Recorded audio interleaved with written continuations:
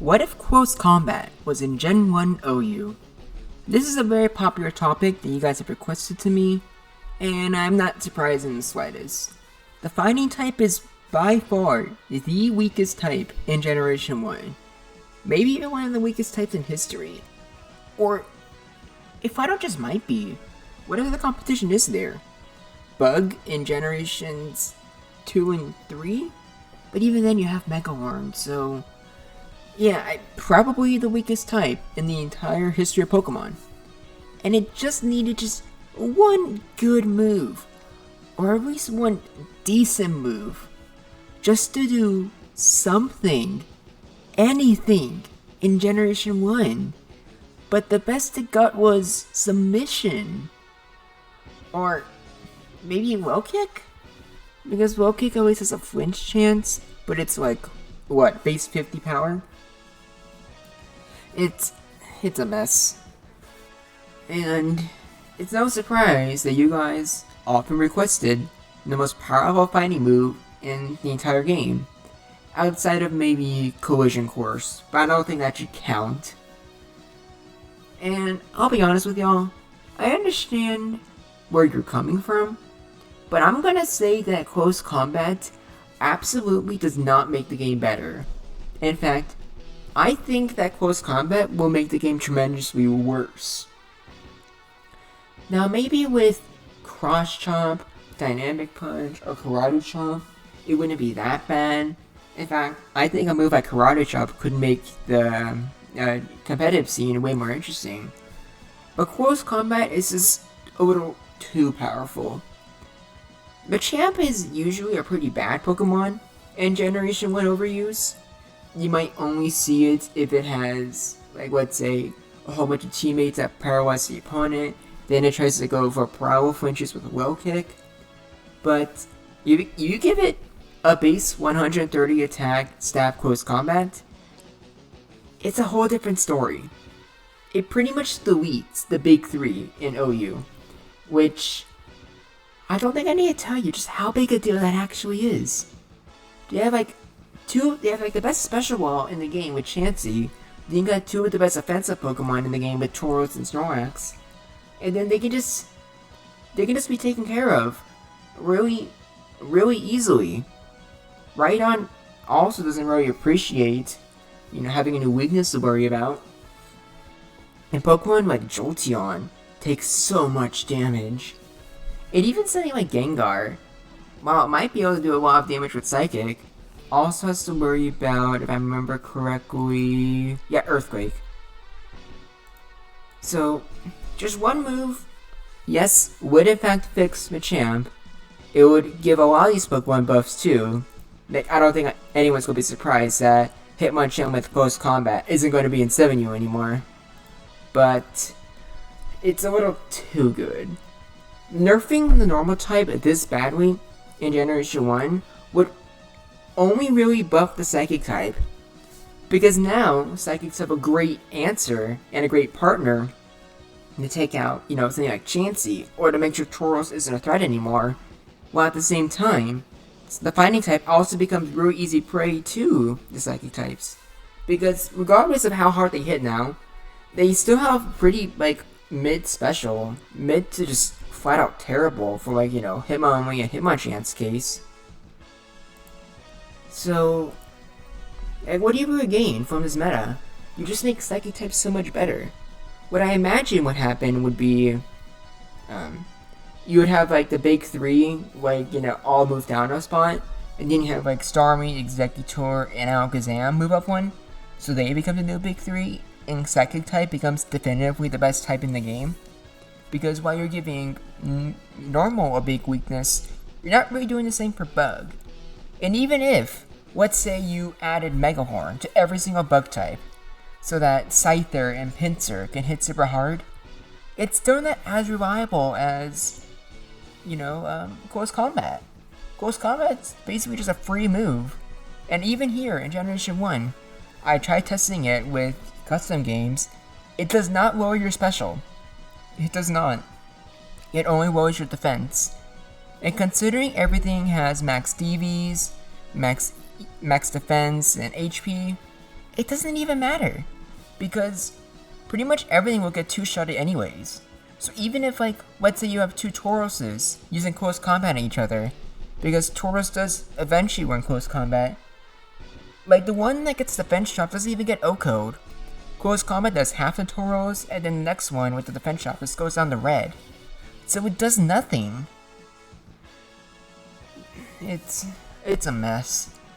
And I don't even want to think about how good Poliwrath would be, who would now have close combat, and amnesia, and hypnosis. This guy would be a monster. There's no doubt about that. So, I think I've made my point now. I'm pretty sure most of you are convinced that close combat would not be good for the game. Definitely not. But let's just see how bad it actually would be with some of these replays. Starting with Machamp versus Chansey. And yeah, you just see there, it's done. Machamp just one-shots, deletes. Wasn't even a crit. And I'm pretty sure I checked the calcs, and it's not a damage range either.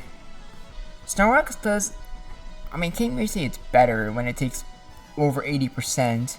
And even with the bench drop, Body Slam doesn't even 2-KO it. So once again, Machamp pretty much gets a free KO, and doesn't really care about any downsides.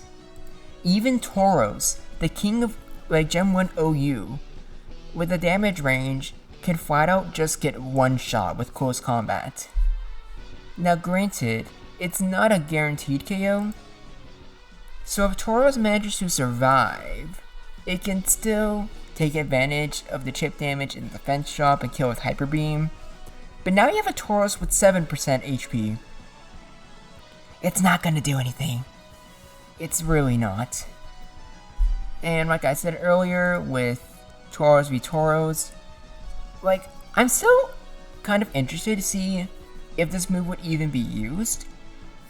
Because it definitely would be good. Like, there's no doubt about it. But at the same time, the other normal types are considerably worse. So having a super effective move against them isn't as important. Not to mention, like, what do you replace? Earthquake, Blizzard? One of those is really important. I assume you get rid of Blizzard, since you would probably use close combat to hit Rhydon, and then you kind of need Earthquake since you have nothing else to really hit Gengar.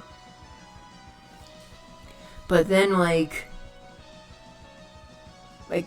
Rhydon still has very high defense, and with you getting a defense drop, Earthquake's going to do a lot of damage to you. So does it even sound worth it? So I don't know. This is probably the most interesting Pokemon with close combat. Without the others, you're just clicking stab move and then shenanigans ensue. Which is a shame, but at the very least, like, you guys can see that, obviously, if you give a really bad type a really overpowered move, obviously they're going to do good. But it doesn't mean it's going to be good. I would also argue that if you make the bug type super overpowered, let's say maybe Mega Horn's a little bit overkill, but let's say you gave them all like X's or a U-turn, so suddenly something like Scyther is super fast, it can just like one-shot Exeggutor, then I would still argue the exact same thing, but now it's just the normal types are dominating. It would make it less interesting. But it's neither here or there. Like, at the very least, I can understand why you guys wanted to see this. So, what do you think? Do you think close combat would be a little too overpowered? Do you think it would be fine? Or do you think that a Finding my buff would be good, but just a different move, such as Cross Chomp, Dynamic Punch, Focus Punch? I probably will do a video on Brick Break one day, because Brick Break can also break down both Reflect and Light Screen, which is actually pretty huge, considering in Generation 1, Light Screen and Reflect are just permanent with the same one Pokemon. But also they have a lot of power points. So I actually don't know. It's interesting. And that's pretty much all I have to say when it comes to close combat in Gen 1. But one last thing I would like to say to you guys is that I want to give you a thank you. I got accepted into the YouTube Partnership Program. And while I haven't got memberships set up yet, I do have Super Thanks set up. I don't really expect any of you guys to like send anything. I don't really want you to, but I'm still wanting to mention it just because it's a huge step in just like the production of this channel. Because my goal for the end of the year was to get my channel to 70 subscribers to 200 subscribers by December. And we're already over 500 subscribers. And I think we made it to 4,000 watch time hours. So that means that we only need 500 more, or give or take, subscribers. And then my channel can get monetized completely. I can, add ads to all of my videos. And that's amazing. I never thought I would have gotten to that point. And I have you guys to thank for that. So thank you.